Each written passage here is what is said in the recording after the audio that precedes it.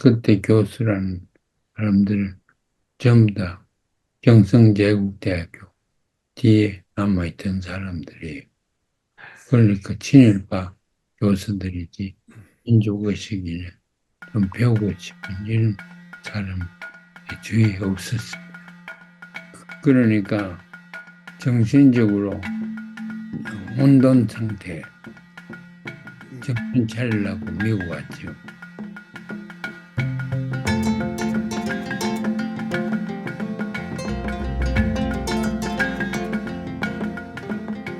대구에서 마치고 서울로 올라와서 서울은 학교에 가려고 올라왔죠. 올라가 1년 있으니까 4.19가 나요. 4.19에 저는 저 나름대로 일정한 역할을 했지요. 제가 특별히 영어를 어, 변하게 하니까 어, 그 영어로 우리 성명문을 다 번역하고 배부를 하고 하는 이런 역할을 주로 했습니다. 물리대 정치과에서.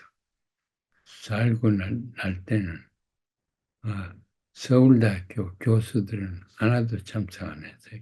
어, 한 사람이 참석 조금 하다가 치아버리고 데모하고 경무대 가고 하는 거는 교수들은 하나도 없었습니다. 물리대에서 수백 명이 모여가지고 청와대로 가자. 청와대 걸어갈 종로 3가에 우리 학교가 있으니까 청와대에 가려고 이제 출발대가 나오는데 고려대학 학생들이 훨씬 더 과격하고 혁명적이고 의식이 강한 사람들이 많았습니다. 그래서 그 사람들하고 연결을 해가지고 종로 3가쯤 올 때 우리가 합류할 수 있도록 그렇게 계획을 해가지고 고려대 학생들하고 같이 갔죠. 왜냐하면 물리대, 서울대학교 물리대 학생들이 수가 그렇게 많지 않아요. 그 청와대에 가는데, 청와대까지 걸어가는데, 뭐, 상당히 멀지요. 그 청와대 앞에 가니까 그 수도를 수리한다고 그게 철관으로 만드는 하수하는 것이 그 쫙 있는데 그걸 밀고 갔어요. 그래 하수관이 어, 적지만은 내가 워낙 적은 사람이기 때문에 하수관 뒤에 숨으면 앞에서 총알이 와도 피할 수 있었어요. 하수관을 밀고 경무대 앞으로 가지요. 그런데 총을 막 쏴댑니다. 그래가 내 옆에 있는 물리대 선배도 그렇고 동료도 그렇고 12명이 청와대 그때 그날 죽었어요. 음.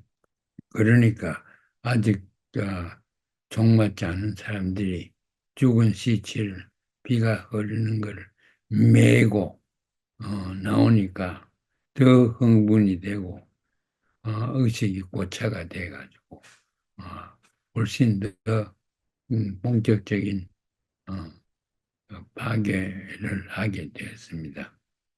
몇 사람이 죽은지는 모르는데 저는 그 가다가는 종이 맞겠어요.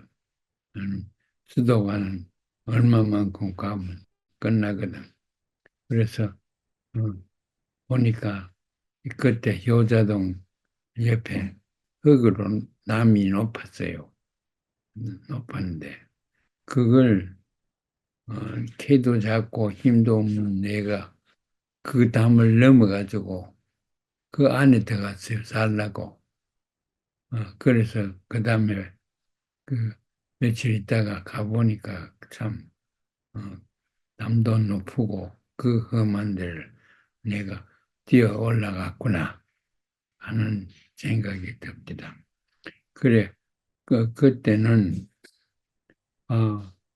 그 학생이라는 학생은 다 잡아가 데리고 가든가 고문을 하든가 종을로 놔버리던가 그랬어요.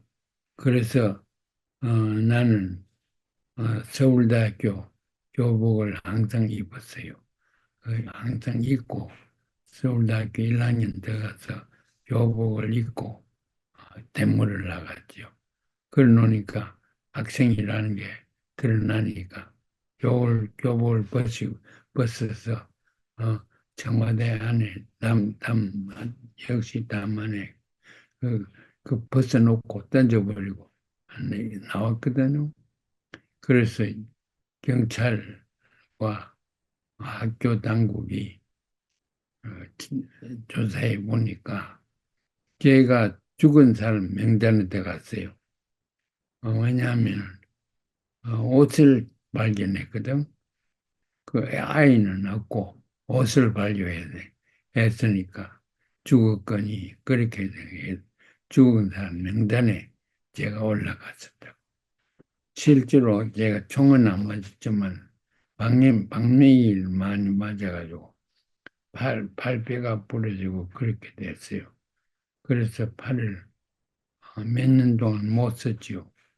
그 바람에 제가 그때까지 서울대학교 2학년까지 바이올린을 했습니다.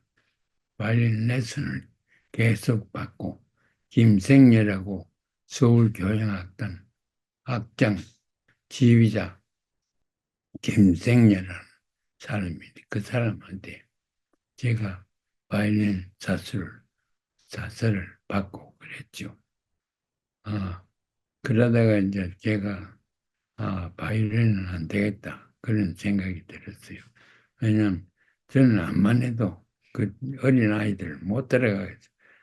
그때 민초회라고, 어, 동아일보 콩쿨 대회에서 1등하고 하는 그 여학생이, 내보다 늦게 시작해가 훨씬 빨리 앞을 나가고요. 그런 걸 보고 제가 음악은 안 되겠다.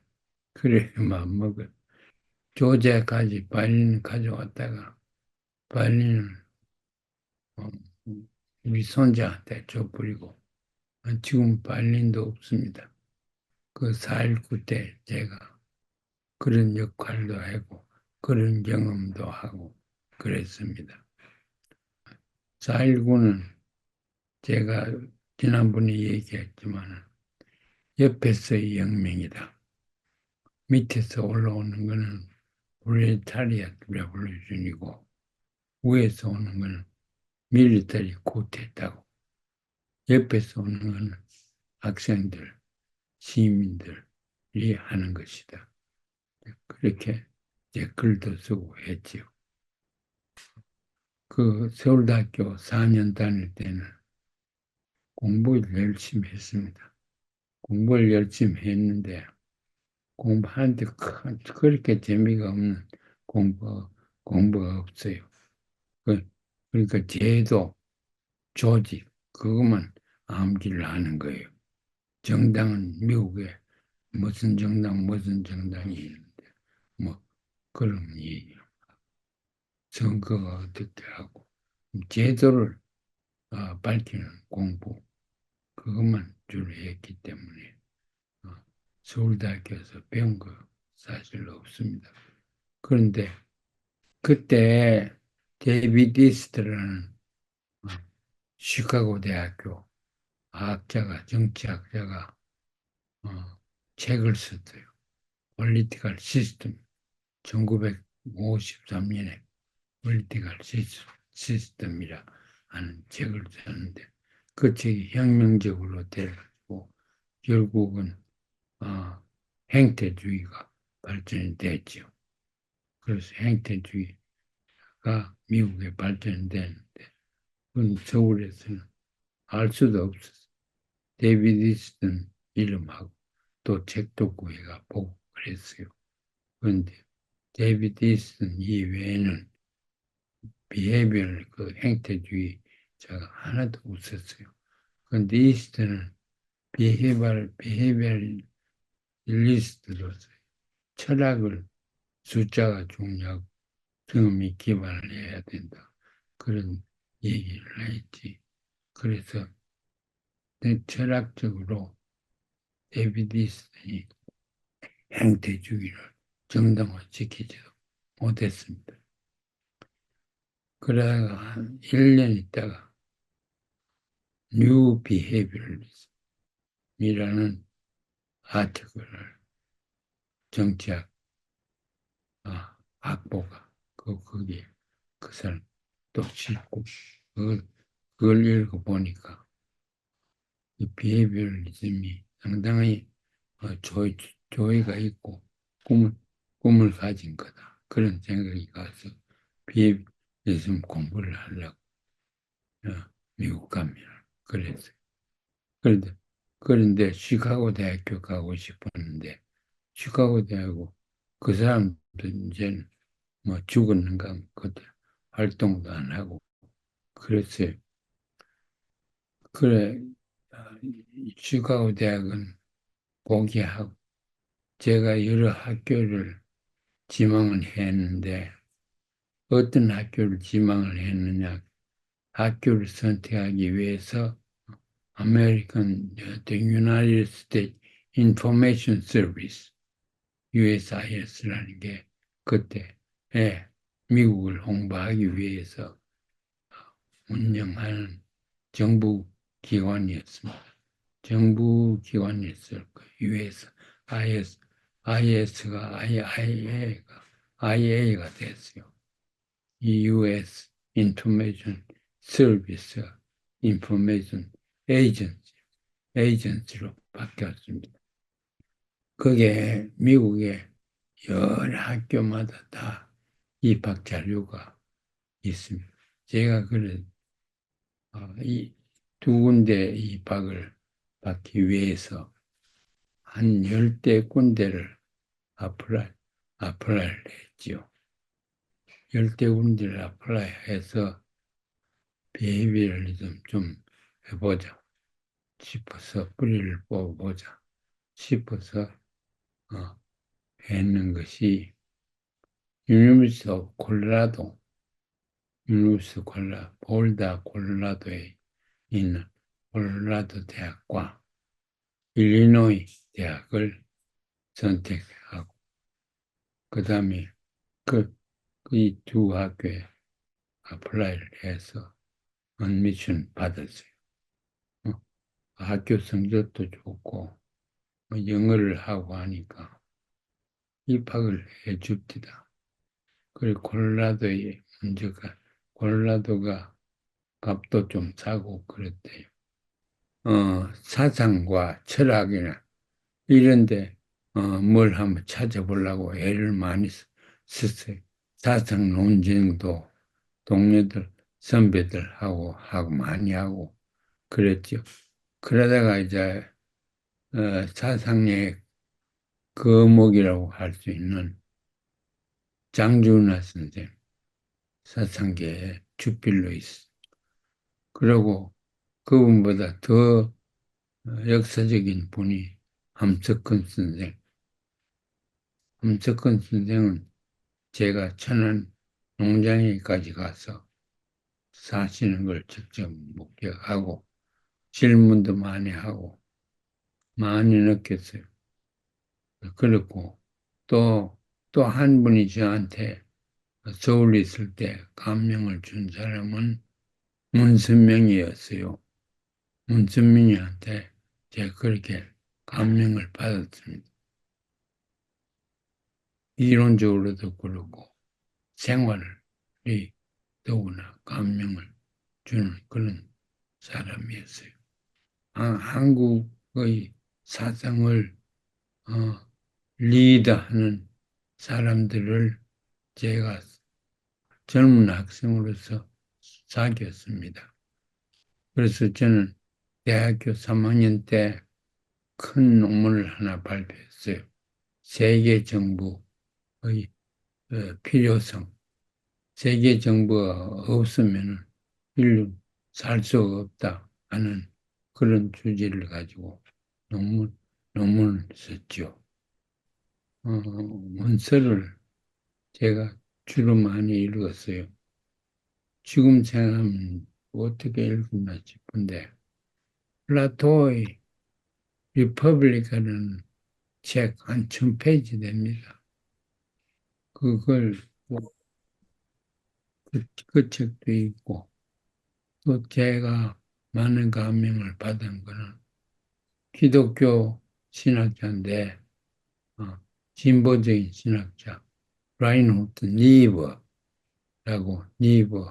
학자 Children of Light and Children of Darkness 라는 책도 쓰고 그런 사람한테 상당한 감명을 받았죠.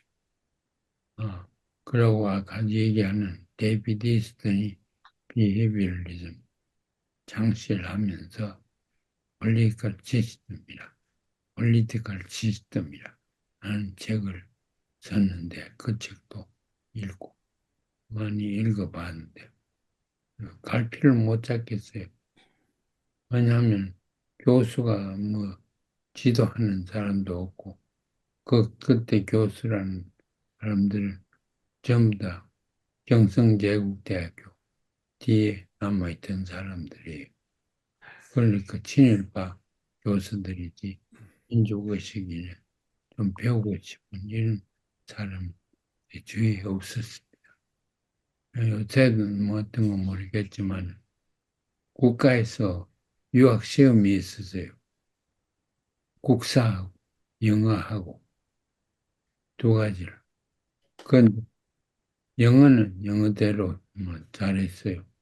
그런데 국사는 내가 못한 것이 이병도라는 사람의 책을 중심으로 공부를 했거든. 이병도는 전형적인 친일파예요. 그래서 그는 지금은 돌아가시겠지만 이병도 책을 읽어보고 유학시험을 쳐서 그렇게 해왔지요. 그 유학시험에 국사시험, 영어시험 이 두 가지가 굉장히 어려웠어요. 국사는 제가 과락을 낼 뻔했어요. 그 사람들은 하는 걸 졸졸 외워가지고 뱉어내야 되는데 외울 가치가 없어요. 그러니까 정신적으로 혼돈 상태, 정신 차리려고 미국 왔지요. 유학은 가야 되는데 제가 그때 그 대학교 졸업할 때는 그 지금 같이 살고 있는 와이프한테 완전히 미쳤어요. 완전히 미쳐가지고 어, 연애를 했죠. 내 대학교 2학년, 3학년, 4학년 내 데이트를 하고 이화여대 약학과를 나왔는데 와이프가 이화여대에 그게 좀 뭡니까? 저 물리대하고 물리대는 종로 3가에 있고 이화여대는 광보다 더 종로 1가보다 더 먼데 있지요. 그 뭐 교통도 지원찮고 그래서 만나는데 꼭 중간에서 만나고 그래가지고 만나고 그랬어요. 저는 군화를 하나 사가지고 그 장문해서 군화를 신고 그 이화여대까지 가고 그랬지요. 그래. 그때 내가 책을 많이 읽었어요. 책 읽어서 그걸 와이프한테 설명을 다 해주고 와이프 경청을 하고 그랬죠. 책 가지고 그런 토론한 그런 연애랄까 그렇게 되었습니다. 그 중에 제일 중요한 게 와이프 집안은 전부 기독교요. 제일 큰 오빠가 내보다 한 7년 위인데 대구대학교에 이과대학교에 있었는데 그 사람이 상당히 주바이저도 좋아하고 오토바이를 타고 무의존에 치료 다니고 그래 했어요. 그래. 알버트 슈바트의 정신으로 하기 때문에 저는 상당히 존경했습니다. 그러다가 이제 3년 연애하고 나니까 어, 결혼은 못하겠고, 왜냐하면 결혼하면 미국 오기 어려워요. 그때 법이 달라요. 결혼 아이가 싱글로 오면은 비자 나오기가 쉽고, 결혼해 보면 굉장히 어려운 케이스에 들어가요. 그래서 와이프가 결혼은 안 하고 약혼만 하고, 그래, 둘이서 약혼하자마자 미국에 같이 왔어. 그 약혼 반지에 원 플러스 원 이퀄 원이라고 이렇게 썼어요.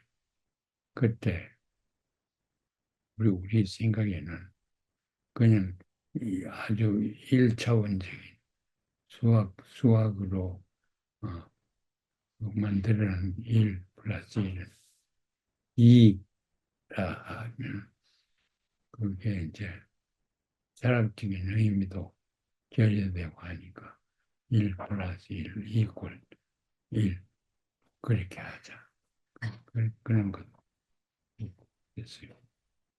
와이프는 저보다 훨씬 더 부유하고 또 현대적인 직구였습니다.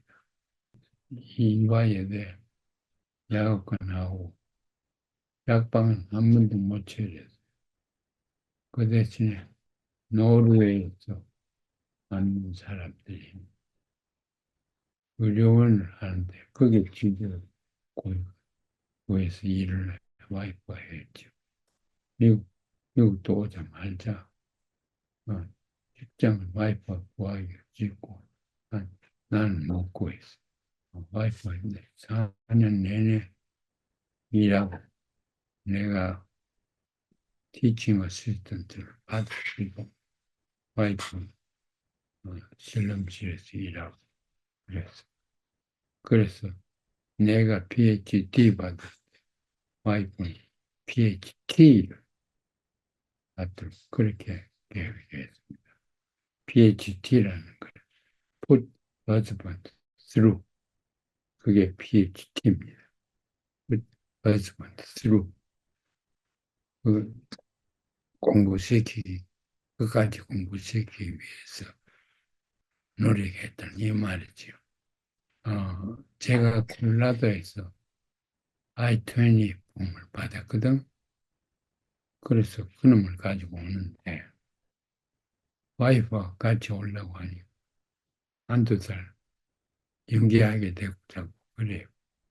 그래서 어, 이 I-20가 엑스파이어 된 것도 모르고 그걸 가지고 하와이 비행장에 도착했어요. 비행장에 도착해가지고 줄을 서가지고 내 서류를 보더니만 여담 비행기 타고 코리아로 돌아가라. 왜 그러냐. I-20가 익스파이어 됐대. 학교에서 안 받아줄 거야. 그럼 학교에서 받아주면 되겠냐. 학교 사람들하고 얘기해서 받아주면 되겠다. 그래서 거기서 비행장에서 콜로라도 대학교에 전화를 냈죠. 전화를 해가지고 사정을 설명하니까 그 허락을 해줬디다.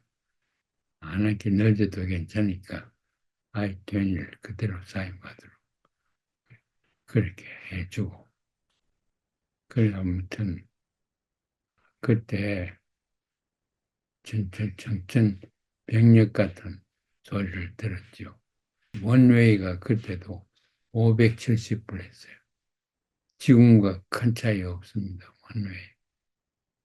그래 비행기를 없는 돈에 어떻게 돈을 장만해가지고 비행기표를 사가지고 왔는데 그 다음 비행기로 돌아가라고 전청 병력 같은 고통을 받았어요. 아무튼 그 후에 오래오래 후에 제가 제 이름으로 I-20을 줄 수 있는 위치에 어, 있었습니다. 그래. 그래. 그래서 이제 콜라도 가니까 한국 사람들이 환영해요. 그 민족이 중요합니다. 한국 사람들이 학생들이 나를 환영하던데 이름도 까먹었어 지금. 이름 미스 리는 알겠는데 그래 배 고픈가 그래서 데리고 가는 거지. 피자 먹는데 데리고 갑니다. 피자 먹어보니까 못 먹겠어요. 치즈고 바다고 덩어리고 이래서 못 먹겠어. 그런데 그 학생들한테 먹는 어, 김치며 이런 거를 조금 얻어먹고 그랬습니다. 그래. 그때 보니까 우리 유학생들이 그렇게 고생하고 공부하는 걸 제가 저 선배들이 그렇게 고생한 걸 목격을 했습니다. 저도 고생길에 들어갈 수밖에 없었죠. 와이프는 조지 워싱턴 유니버시티, 워싱턴 DC에 있는 학교에 들어오고, 그게 자기 오빠가 그게 경영학을 내가 PhD를 다 마치게 된 그런 선배였습니다. 그래서 우리는 워싱턴에 가면 생활비가 적게 들어요. 방 하나만 되니까. 그래서 지금도 기억납니다. 방값이 한 달에 75불. 그걸 가지고 2109 F3 노스웨스트 거기에 아파트를 구해가지고 결혼도 거기에서 했죠. 그건 3월에 미국 가 4월 24일에 결혼했으니까 전 급했지요.